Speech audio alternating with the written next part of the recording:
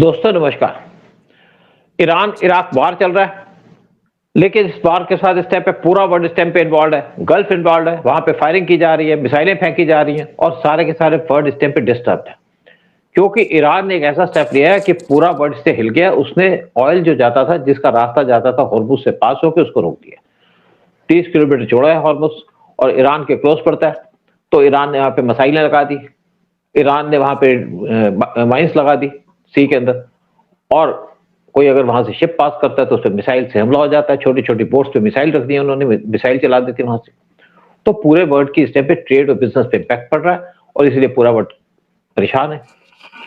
लेकिन जब ट्रंप ने कहा कि मैं बाहर अकेला लड़ूंगा, तो उन्होंने कहा लड़ लो, हमें क्या दिक्कत है, आप लड़ो, आपका बाहर है तो। लेकिन जब ट्रंप को लगा कि मैं तो फंस गया, तो ट्रंप ने अपील करनी शुरू कर दी। जापान के प्राइम मिनिस्टर से बात की, उनका जी आपने हमसे पूछा तो नहीं था। ट्रंप ने कहा जी आपने भी जब वार हुआ था, सेकंड वर्ल्ड वार, आपने भी हमसे नहीं पूछा था। अब वार है तो आप सपोर्ट करो।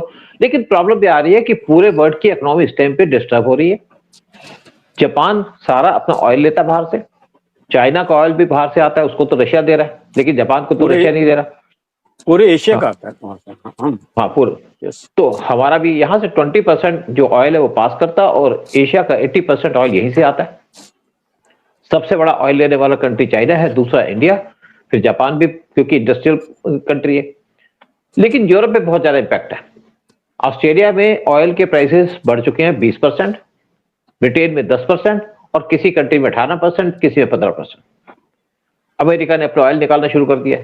लेकिन वर्ल्ड में ऑयल के प्राइसेस इंक्रीज कर रहे हैं, $100 से ऊपर पहुंच चुका है और ये ईरान कोशिश कर रहा है कि यहाँ पे $200 से ऊपर पहुंच जाए।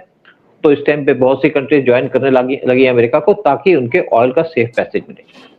गल्फ के ऊपर अटैक भी चल रहा है, गल्फ नई मिसाइलें ले रहा है, लेकिन गल्फ की इकोनॉमी खराब हो रही है। वहां पे उनका ऑयल कोई ले नहीं रहा, ना ऑयल निकाल पा रहे हैं।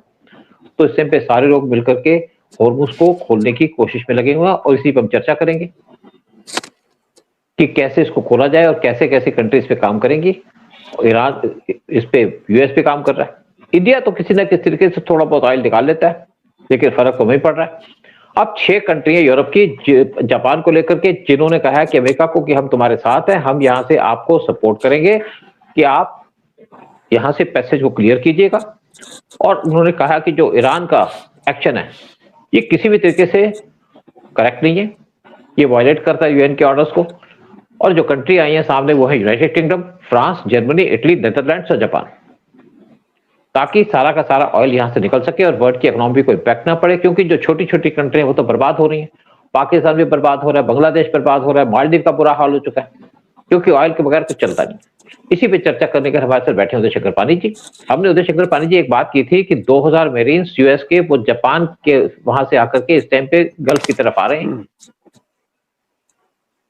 क्या इसको रिलीज करेंगे? ये भी कोशिश है कि जो हॉर्मुज है उसको रिलीज करें, या फिर दूसरी बात है कि वो जो ईरान का जो ऑयल निकलता है उनके आइलैंड से, उस पर कब्जा कर लें, ताकि ईरान के दिल पे कंट्रोल किया जाए, ईरान के आईआरजीसी के रिसोर्सेज पे कंट्रोल किया जाए, ईरान को किसी न किसी तरीके से बर्बाद किया जाए। और ईरान की इकोनॉमी को तो वैसे ही नहीं फर्क पड़ता, लेकिन वहां पे आईआरजीसी को, जिनको फंडिंग मिलती है, उसको खत्म किया जाए। जी बिल्कुल। ये कम से कम ये सबसे अच्छी डेवलपमेंट ये हुई है कि चलो यूरोपियन कंट्रीज अभी इनके साथ हाथ मिला के जरा कोशिश कर रहे हैं। और ये क्यों रहे हैं? ईरान क्यों कर रहा है ये? आप कहते हैं कि ईरान चाहता है कि $200 का हो जाए। इसमें ईरान का फायदा क्या है? ठीक है, Iran is the exporter.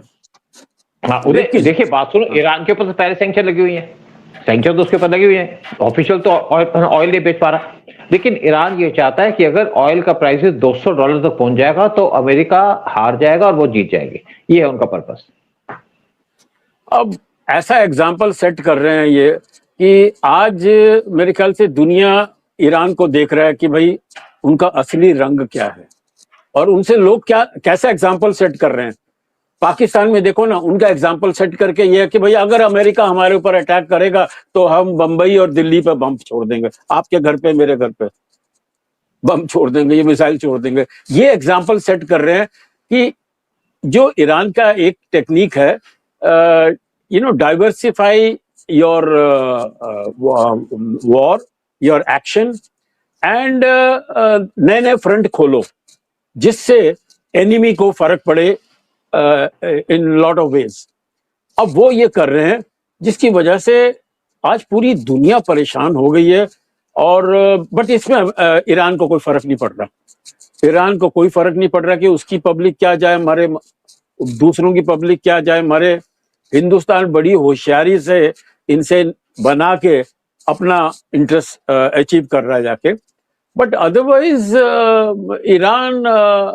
Iran has to be defeated, the regime has to change. अगर दुनिया में शांति चाहिए, नहीं तो ये ईरान शांति नहीं लाने देगा सर। मेरे ख्याल से मैं तो आज भी I give full marks to America and Israel for fighting for the world। ठीक है, आप बोलते हैं इजराइल, हाँ बिल्कुल ठीक बात है। देखो मैं भी आपकी बात मानता हूँ, लेकिन डिफर भी करता हूँ, क्योंकि देखिए इजराइल के साथ सबकी सिंपैथी है, हमारी सिंपैथी है, मुस्लिम को छोड़ दो। इजराइल एक वार लड़ रहा है पर्पस के लिए, लेकिन अमेरिका से इसलिए अब नाराज है कि अमेरिका ने जिस तरीके से ट्रंप ने आकर के यहाँ पे वर्ल्ड को धोखा देना शुरू कर दिया। वेनेजुएला के प्रेसिडेंट को उठा के ले गया, कहता है पनामा कनाल हमारी है, ग्रीन लैंड हमारा है, हम इसको कनाडा को 51st स्टेट बना लेंगे, हम वर्ल्ड पे टैरिफ लगा देंगे। जिस तरीके से उसने दुश्मनी ले ली, जिस तरीके से नाटो से उसने नाता तोड़ लिया, उससे लोग नाराज हैं। ट्रंप के एटीट्यूड से नाराज है, ट्रंप के जो प्लानिंग है उससे नाराज है, ट्रंप की जो दादागिरी उससे नाराज है, ट्रंप का जो बड़े मुंह वाली बात है उससे लोग नाराज है। अदरवाइज अमेरिका को सपोर्ट करते, क्योंकि ट्रंप आज हमें अगर ईरान से खतरा है तो कल ट्रंप से भी खतरा होगा। ट्रंप जिस कंट्री में जाएगा उस पर अटैक कर देगा, उसके प्रेसिडेंट को उठा के ले जाएगा। और यही ट्रंप ने सोचा था कि मैं ईरान पे अटैक करूंगा, ईरान के टॉप लीडरशिप मर जाएगी और उसके बाद मैं यहाँ पे कहूंगा मैं जीत गया। इसने सोचा हर एक आदमी वेनेजुएला है, हर एक कंट्री वेनेजुएला जैसी है, हर एक कंट्री बांग्लादेश जैसी है, जिसके हम प्रेसिडेंट को हटा देंगे और वहां पे दंगा करा देंगे, वहां की आर्मी पे कंट्रोल कर लेंगे। लेकिन आज वर्ल्ड को लग गया है कि ईरान एक ऐसी कंट्री है जो सबके लिए खतरा है। और साथ में एक दूसरी बात सामने आई है इससे कि पाकिस्तान, जब से यूएस ने स्टेटमेंट दिया है कि वो पाकिस्तान से उनको खतरा है, साथ में उनको खतरा रशिया से, चाइना से, नॉर्थ कोरिया से तो खतरा है, साथ में पाकिस्तान का नाम ले दिया जिसको ट्रंप ने अपनी गोदी में बिठाया था। इसका मतलब है कि पाकिस्तान से तो इसके बैंड बजने वाला है, क्योंकि पाकिस्तान बार बार कहता है कि हमारा जो बॉम्ब है वो इस्लामिक बॉम्ब है। और जैसे आपने कहा कि इनके जो पुराने यहाँ पे एम्बेसडर थे इंडिया के अंदर, हाई कमिश्नर थे, उन्होंने स्टेटमेंट दे दी कि हम हमारे पे अमेरिका अटैक करेगा तो हम इंडिया पे अटैक कर देंगे। सर सूद साहब स्टेटमेंट नहीं दी, भौंक रहे हैं। जो कुत्ते लोग तो भौंकते हैं ना, तो ये भौंक रहे हैं। हाँ। और देखो ना, इससे पहले इनके जो रेलवे मिनिस्टर वो क्या कहते थे, कहते हमारे पास तो पाव के बम है। तभी तो मोदी ने कहा था कि हमारे पास जो बम पड़ा है वो आपके दिवाली के लिए नहीं रखा। लेकिन पाकिस्तान मुझे लगता है कि स्टेटमेंट देकर के फंस गया, क्योंकि उनकी गवर्नमेंट इसको डिनाई नहीं कर सकती ऐसे स्टेटमेंट को। पाकिस्तान को आता है ऐसे स्टेटमेंट देने की। लेकिन मेन बात है कि अब हॉर्मुज का क्लियर होना बड़ा जरूरी है। और ये भी कहा जाता है कि मेरिन्स कैसे काम करेंगे। कुछ कहते हैं कि मेरिन्स यहाँ पे आकर के यूएस के जो 2000 से 2500 मेरिन्स आ रहे हैं वो यहाँ पे आकर के सिक्योरिटी करेंगे और कैप्चर करेंगे जितनी भी कोस्टल मिसाइल बैटरीज है और स्ट्रेट ऑफ हॉर्मुज को खोल देंगे, जिससे ग्लोब की ट्रेड पास कर सके और यहाँ पे जो ऑयल के प्राइस है वो नीचे आ सके। साथ में ये भी कहा जा रहा है कि वो मेरिन्स यहाँ पे डायरेक्टली कुछ यहाँ पे टैंकर्स हैं उन पे बोर्ड करके उनको प्रोटेक्शन दे सकते हैं। फिर जो छोटी छोटी मिसाइल बोट्स हैं जो ईरान की हैं उन पे भी चढ़ करके एक्शन ले सकते हैं और उनको कैप्चर कर सकते हैं। तीसरा एक और कर रहा है कि वो जो मेरिन्स हैं वो हेलीकॉप्टर पे आएंगे, यहाँ पे जो शिप्स हैं उनके ऊपर हेलीकॉप्टर होते हैं, उस पर आकर के जो बाकी के इनके शिप्स हैं जो इरानियन रेवोल्यूशनरी गार्ड्स के फास्ट ट्रैक बोट्स हैं उन पे कंट्रोल कर लेंगे, उनको खत्म कर देंगे, क्योंकि अल्टीमेटली काम तो करना पड़ेगा। और साथ ये भी कहा जा रहा है कि इनकी जो कोस्टल आइलैंड्स हैं लाइक कोशम, जहां पे रडार और मिसाइल साइट्स बनी है, उन पे भी कब्जा करके खत्म कर देंगे। लेकिन मेन बात है कि जो मेन इशू है वो है माइंस का, जो ये माइंस बड़ी खतरनाक होती है। देखिए मैं आपको बता दूं, कुछ देर पहले हमारी गवर्नमेंट ने डिसीजन लिया था कि हम 15 माइंस स्वीपर्स लेंगे और 15 माइंस स्वीपर्स को इंस्टॉल करेंगे हमारे जो पोर्ट्स हैं उनके आसपास, क्योंकि हमारे शायद 15 पोस्ट हैं जो इंपॉर्टेंट पोर्ट्स हैं, वहां पे इनको रखेंगे ताकि अगर उनके बाहर कोई माइंस लगाता है तो उनको खाली करा सके, उनको डिस्ट्रॉय कर सके। तो यही काम इनके मेरिन्स करने वाले हैं, यूएस के जो मेरिन्स हैं। और हमने जैसे बात की थी पहले कि जो ईरान का जो सारा पोस्ट जो ऑयल आता है वो इनकी एक आइलैंड है जो इनके कोस्ट से 25 किलोमीटर दूर है और 40 किलोमीटर की वो आइलैंड है, 8x4.5 उसका रेडियस है, जहां पे सारा ऑयल को लोड किया जाता है। क्योंकि ईरान के जो पोर्ट्स हैं वो डीप नहीं है, ज्यादा गहरे नहीं है, इसीलिए वो जो इनकी जो पोर्ट है उनका जो ईरान से 30 किलोमीटर दूर है, उस पे सारे के सारे शिप्स आते हैं, बड़े-बड़े शिप्स आते हैं, जहाँ पे पाइपों से तेल भरा जाता है। अब अमेरिका की प्रॉब्लम ये है कि अमेरिका उनके ऑयल की सप्लाई को तो रोक नहीं सकता। अगर रोकेगा तो वर्ल्ड इम्पैक्ट होता है। तो अमेरिका कोशिश कर रहा है कि वहां पे जाकर के एक आइलैंड पे जाकर के अपने मैरिन्स को भेज के पूरे पे कंट्रोल कर लिया जाए, क्योंकि यहां से जितना पैसा जनरेट होता है वो इनकी पब्लिक को नहीं जाता, वो जाता है आईआरजीसी को। और इसको कुछ लोग कहते हैं कि आईआरजीसी का हार्ट है। अगर इसका हार्ट बंद होगा तो आईआरजीसी खुद सरेंडर करेगी। यही अमेरिका करने वाला है। जो उसको काम पहले करना चाहिए था, उसने अब डिसीजन लिया है कि अब हम जाकर के अपने मैरिन्स भेजेंगे, क्योंकि जब तक आप फुट सोल्जर नहीं भेजेंगे मेन आइलैंड पे, मेन अगर ईरान में भेजेंगे तो वहां पे तो लोग मार देंगे उनको, क्योंकि आईआरजीसी के लोग तो 2 करोड़ की पॉपुलेशन है आईआरजीसी वालों की, और पब्लिक के अंदर मिक्स होकर रहते हैं। वो वहां से गोली मार देंगे अगर यूएस के मैरिन्स वहां पे जाएंगे। लेकिन इस आइलैंड जहां पे थोड़े से आईआरजीसी के लोग होंगे, उनपे तो कंट्रोल कर सकते हैं वो, क्योंकि पैराट्रूपर्स आपको पता है कैसे काम करते हैं। आपने ऑपरेशन भी देखा होगा, ऑपरेशन सिंदूर देखा होगा। इससे पहले जब यहाँ पे हमने पाकिस्तान के अंदर एंटर करके अपने पैराट्रूपर्स को भेजा था उरी अटैक के बाद, तो किस तरीके से हमने पाकिस्तान के मिलिटेंट को मारा था, और इसी तरीके से हमने म्यांमार के अंदर जाकर के मारा था जून 2015 में। जब हमारे 30 सोल्जर मारे थे तो हमने अपने हमारे जो पैराट्रूपर्स थे उनको भेज करके वहां पे 40 से ज्यादा मिलिटेंट को मारा, 2 उनके कैंप डिस्ट्रॉय कर दिए थे। अब अमेरिका वही काम करने वाला है। फुट सोल्जर क्योंकि चाहिए, ये फुट सोल्जर चाहिए। हाँ, फुट सोल्जर चाहिए। और देखिए अमेरिका फुट सोल्जर, देखिए देखा जाए तो नाटो कंट्रीज तो इस टाइम पे अमेरिका के साथ नहीं है, फुट सोल्जर भेजने को तैयार नहीं। लेकिन हाँ, अपने शिप्स भेज रहे हैं, अपने वारशिप भेज रहे हैं, अपने सबमरीन भेज रहे हैं, ताकि जो रास्ता है हॉर्मुज का उसको क्लियर किया जाए। और ये भी कहा कि जो काम कर रहा है ईरान ठीक नहीं कर रहा, यानी कि आपकी लड़ाई तो लड़िए, आप अपने न्यूक्लियर वेपन बनाते तो बनाइए, फिर आप पे अटैक तो होगा ही। और ये भी कहा गया कि यूएन का रेजोल्यूशन है 2817, जिसके अंदर आप ड्रोन अटैक, मिसाइल अटैक, ये इवन माइंस को नहीं लगा सकते जहां पे ट्रेड जाती है। उन्होंने जिस तरीके से हॉर्मुज के अंदर ये माइंस को लगाया है और वहां पे मिसाइलें फेंक रहे हैं, इससे पूरे वर्ल्ड की इस टाइम पे अटेंशन ईरान की तरफ चली गई, और ईरान से सारे के सारे लोग परेशान है, नाराज है। गल्फ जो यहाँ पे ऑयल प्रोड्यूस करता था, उनके ऑयल के स्टोरेज पे अटैक किया जा रहा है, उनके जो कुएं हैं उस पर अटैक किया जा रहा है, उनके जो गैस के कुएं उन पे भी अटैक किया जा रहा है। आपको अगर मैं एक और बात बता दूं कि जीसीसी की 6 कंट्रीज हैं, जिसके अंदर सऊदी भी आता है, जिसके अंदर कतर भी आता है। कतर जीसीसी से बाहर हो गया था, क्योंकि कतर ईरान के साथ मिलकर काम कर रहा था, क्योंकि दोनों का जो रास्ता आता है स्ट्रेट ऑफ हॉर्मुज से आता है। और आज उन्होंने कतर पे भी अटैक कर दिया। और कतर वो कंट्री है जहां पे इनके मिलिटेंट रहते थे, जैसे इनके हमास के मिलिटेंट वो कतर के अंदर रहते थे। और कतर ने जब कहा कि आप हमास के मिलिटेंट को कि आप ईरान को क्रिटिसाइज कर रहे हो, उन्हें क्रिटिसाइज करने से मना कर दिया। तो उनका भी आप जाओ, हमारी कंट्री छोड़ के चले जाओ। अब वो जाएंगे तो कहां जाएंगे, बाकी कंट्री तो कोई देगी नहीं। ईरान अपने इंटरेस्ट को खुद उसने नुकसान पहुंचाया। यूएई वो कंट्री है जहां पे सारा का सारा ईरान के फॉरेन एक्सचेंज होती थी। मैं आपको एक और बात बता दूं, जब मैं ईरान में पोस्टेड था तो हमारे जो पैसे मिलते थे वो आते थे यूएई के बैंक के अंदर, क्योंकि ईरान के अंदर यूएस के डॉलर के अकाउंट नहीं खुलता था। और हमारा एक आदमी जाता था महीने के महीने वहां से पैसे निकाल के लाता था, और उसको फिर लोकल एक्सचेंज किया करते थे। और यूएई के अंदर 10 बिलियन डॉलर ईरान के जमा होते थे हर एक साल के अंदर। जो चाइना इनसे ऑयल लेता था वो जाते थे आपके यूएई के अकाउंट के अंदर। और उसके बाद ईरान के लोगों के बहुत सी प्रॉपर्टीज भी है, ऑफिशियल और अनऑफिशियल प्रॉपर्टीज भी है। तो यूएई ने कहा है कि हम अपनी सारी प्रॉपर्टी जो जब्त कर लेंगे, और जो ईरान का यहाँ पे पैसा आता था उसको हम अब जाने नहीं देंगे। तो क्या करेगा ईरान? अगर ये वार खत्म भी हो गया तो ईरान कहीं पे अपना पैसा डिपॉजिट नहीं कर पाएगा, तो ईरान तो बर्बाद है ही। और यहाँ पे लोग यही चाहते हैं कि ईरान के अंदर रिजीम चेंज हो, बहुत जरूरी। ईरान के लोगों को डिफीट कर, हाँ देखो उधर ईरान के लोगों को डिफीट करने का कोई पर्पस नहीं है, उनकी रिजीम चेंज की बात है। और वहां के ईरान के लोग इस टाइप पे ये भी कह रहे हैं, कहते हैं we are grateful to Israel.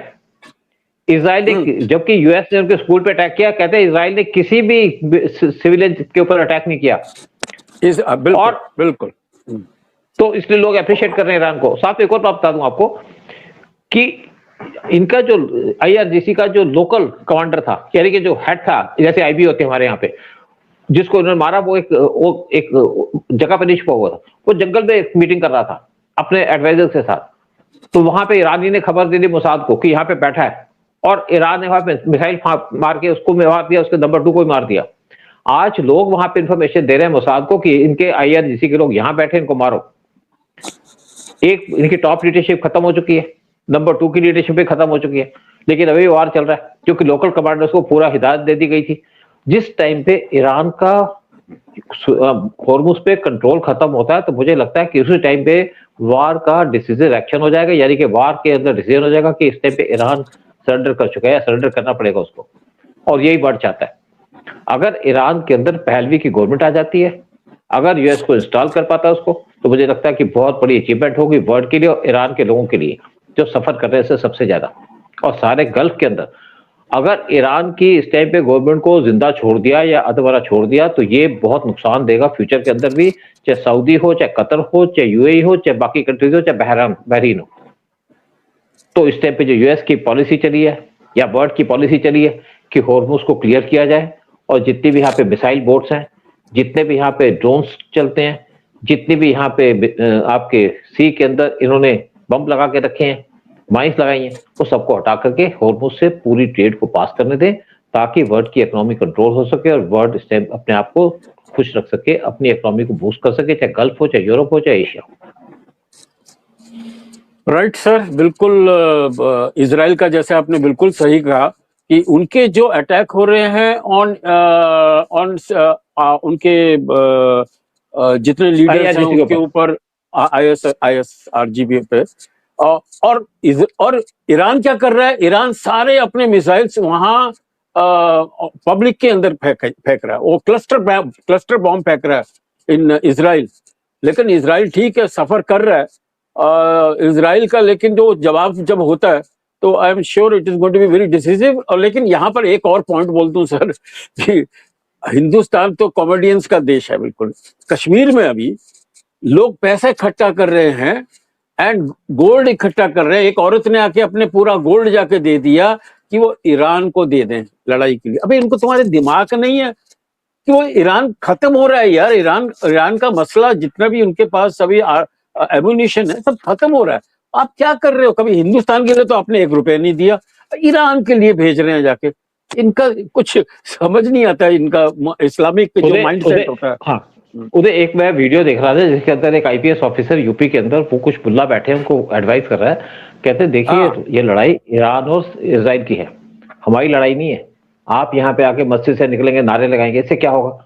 कहता अगर आप करना चाहते हैं काम तो मैं आपको सलाह देता हूँ कि जो हमारे शाह से एयरक्राफ्ट जाते हैं, जो वहाँ पे लोगों को लेके आते हैं, आप जाइए उसमें बैठे लड़िए वहाँ पे, हमें क्या दिक्कत है। लेकिन अगर यहाँ लड़ेंगे तो आपको छोड़ेंगे नहीं, आपको ठोक देंगे पीछे, बिल्कुल डंडा दे देंगे पीछे से। बहुत सही कहा, एब्सोल्युटली।